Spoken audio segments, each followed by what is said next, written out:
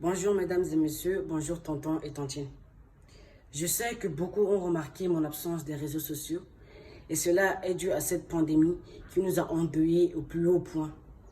Je tiens à rendre ma sincère condoléance à toutes les familles de par le monde et mes sincères sympathies à toutes les familles tchadiennes.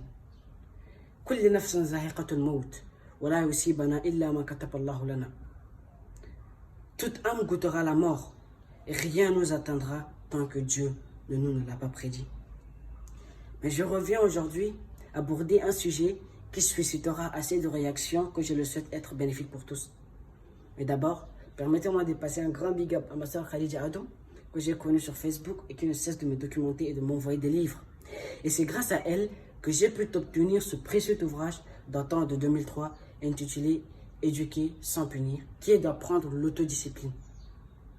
Écrit par l'auteur Thomas Gordon, traduit par Louis Drolet et adopté par Jacques Lalanne. Croyez-moi que ce livre s'appuie sur plusieurs recherches pour déterminer l'inefficacité de la discipline imposée chez l'enfant. Mais compte tenu du temps de ma présentation, je ne pourrais m'étaler largement sur toutes ces recherches. Mais étant enfant africain, je me suis posé la question, est-ce que nos parents doivent-ils nous punir pour mieux nous éduquer? Et quand je parle de punir, mes frères africains doivent savoir de quoi je parle. Dans ce livre, parmi les multitudes de recherches évoquées, quelques points très pertinents ont attiré mon attention.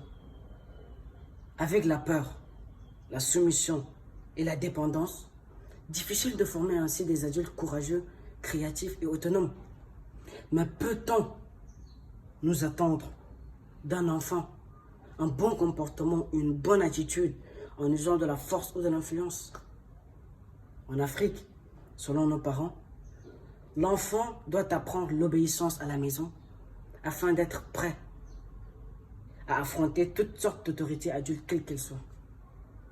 Mais voulions-nous des jeunes obéissants ou des jeunes qui prennent en main les responsabilités? Des fois, le monde s'interroge.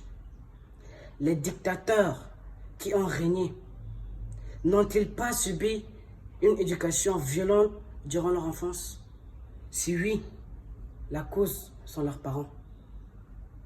Et aussi, dans l'éducation violente, nous remarquons quelques langages de non-acceptation qui sont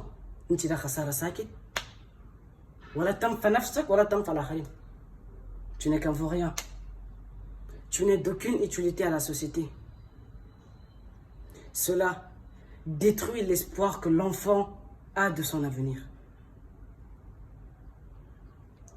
Et alors que l'enfant qui bénéficie d'une éducation sans punition bénéficie d'une meilleure santé physique et affective, d'un plus grand sens de développement, d'un sentiment accru à maîtriser son destin et une libération face à la peur.